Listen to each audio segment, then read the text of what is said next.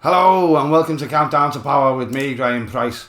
If there's one thing I've seen recently that shows there is still a long way to go with regard to the average voter's political awareness, it's been the calibre of some of the comments I've received on the video I did about George Galloway and the Rochdale by-election. There was, as always, a lot of great comments and a lot of support, which I'm always grateful for, but there were a few right howlers from those who clearly skip into the voting booth without a single clue of what they're actually voting for. It's hard to believe anyone with a working brain and a decent sense of morality could vote for a man like George Galloway. And let's be honest here, if GBBs had done a 10-minute section explaining who he is, what he's been responsible for in the past, and showing that video of him pretending to be a cat, his vote probably would have halved.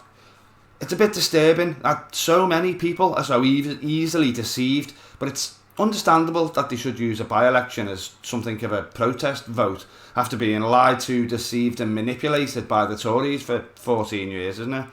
It's also interesting to note that none of these comments come from the over 3,000 people that inexplicably voted for the Conservatives. The Galloway supporters certainly wanted to have their say though. Boy did they say some stupid things. We'll have a little look at some of the worst of them after this. Hey, sorry to interrupt me. I won't keep you long. There are 4 things that YouTube uses in its algorithms. It's whether you've liked, commented and subscribed and how long you've watched the video for. If you could do just one of those 4 things and maybe watch a little bit longer than you thought you might otherwise, it would really help. Thank you very much indeed. Now, we're not going to name any of the people that made these comments, and I have to insist that you don't go back to old videos and pile on them, and certainly don't just insult them. We should at least be thankful that they've stopped voting for the damn Tories, and it's likely a lot of these people will vote Labour or Lib Dem when the general election comes around. However, we do need some way to refer to them, and I have thought of one. So, for the purposes of this video, the first of Galloway'S Gimboids, who wrote a baffling and nonsensical response, said this: George Galloway is a man of truth. Instead of slagging him off, answer his questions. Trouble is, you can't. All you have is lies. That somebody could call George Galloway a man of truth is baffling, to say the least. I can only imagine they've heard George Galloway saying, war in Gaza is bad, and thought, that's the truth. That man's speaking the truth. And not even remotely bothered to look into anything else about him. I asked him which of his questions that he wanted me to answer, but I got no response. And I also asked him which lies I'd told. I got no response to that either. Another said, this is one YT channel I won't be following. As he gave no reason why and didn't respond to my answer, I can only say, good, off you go, dumbass. Another said, apparently the good people of Rochdale would rather have a bit of a twat as their MP than an anti-Semitic twat. That's totally understandable. At least they didn't elect a Tory. Be grateful for small mercies. Well, I can't argue with that one to an extent, but, you know, he does have kind of a point. Though I'm guessing he isn't aware of the anti-Semitism allegations against George Galloway going back a long time.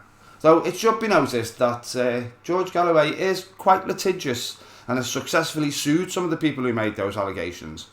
Not all of them though.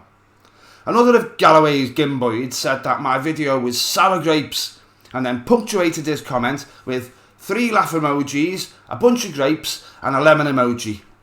I'm guessing this person isn't a teenage girl, as his use of emojis would suggest, but it did make me think how hilarious it would be if this method of communication was actually used by grown adults. Imagine if in response to Jeremy Hunt's budget yesterday, the whole of Labour, the SNP and the Lib Dems had just held up boards with a laugh emoji or an angry emoji on. That'd be fucking hilarious, wouldn't it? Surprisingly enough though, that guy shared a bit more of his opinions afterwards, and while we'll never agree, he was at least polite enough with his interactions. He came back with a list of points that I think he'd gotten completely from the Workers' Party website in defence of George Galloway. But again, he was polite, and at least he isn't voting Tory. Another of Galloway'S Gimboids was less polite and simply said, "You're talking shite." I asked him to elaborate, but I got no response. I did note though that he'd deliberately chosen the way he'd spelled shite in order to circumvent YouTube's swearing filters. Always amazes me when people are so determined to insult you that they have to sit there and actually apply thought to how to work out how to be offensive in some way that YouTube won't pick up. Maybe if he'd applied the same level of thought to his voting choices, he'd have realised I'm not talking shite. But never mind. Again, at least he didn't vote for the Conservatives.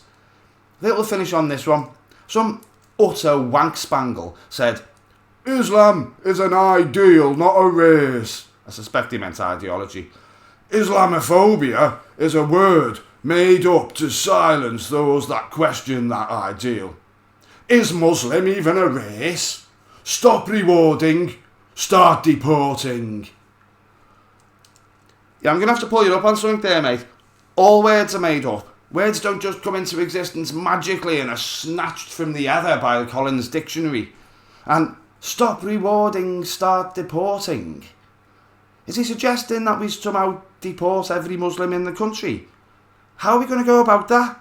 Are we going to just go around hanging little notices in town squares saying, "Bring out your Muslims," and then pile them all on a ferry and ship them off somewhere? Where to? For what reason? Where are they going? Does he have some sort of camp in mind, or maybe a final solution to the problem? Reminds me of something like that. Now, there were, of course, a lot of positive comments, as there always are, on even the most controversial of my videos. And if you were the author of one of those, then thank you very much. I'm still waiting for some Tory voters to have the balls or intelligence to step up in my comment section and defend their position. I was really looking forward to engaging with some of the Bring Back Boris Brigade when I first started the channel, but they don't seem to be as vocal around here as they are on Twitter. Maybe I should do a video about him and see if that teases them out like squeezing a particularly dishonest blackhead on an ever-extending nose. Or maybe a greasy and gross whitehead would be a better description for him.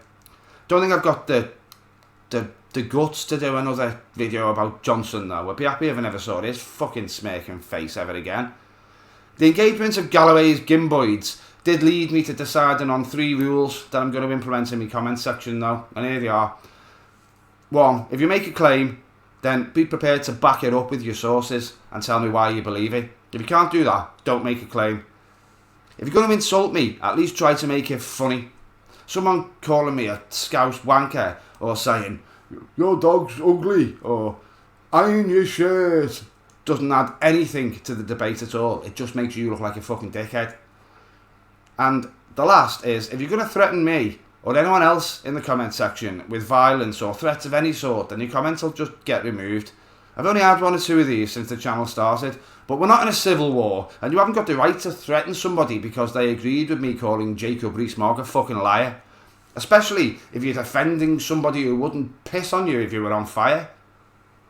Personally, I'd love an excuse to piss on Jacob Rees-Mogg, and if I have to set him on fire to find an excuse to do so, then so be it.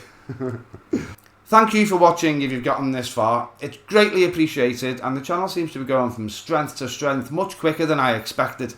I welcome all interactions from any part of the political spectrum, but do try to remember that if you say something stupid or offensive, the minute you press the comment button, you give me permission to use it in an upcoming video like this. And there will doubtless be many stupid and offensive things said as we come towards the general election campaign. If you want to support the channel, the best thing you can do is subscribe and ring the bell, if you haven't already. But if you want to go a bit further than that, there are links to Patreon, PayPal and the Buy Me a Coffee page in the descriptions box. Or there's the join button for memberships below.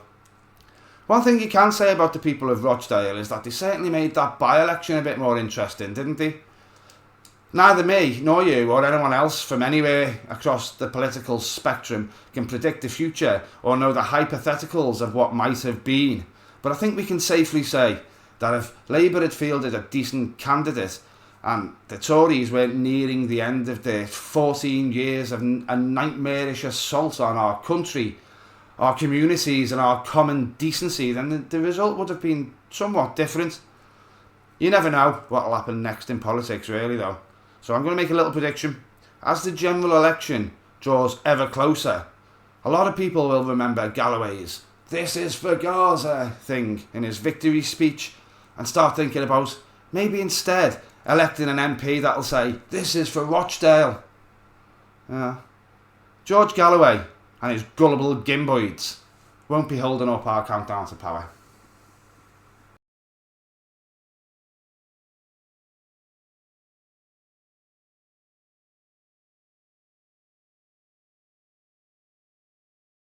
I'm still waiting for some of the Tory voters to have the balls or intelligence to step up in my comments section and defend their position. I was really looking forward to engaging with the bing back, bung back, boom back, booble beeble bobble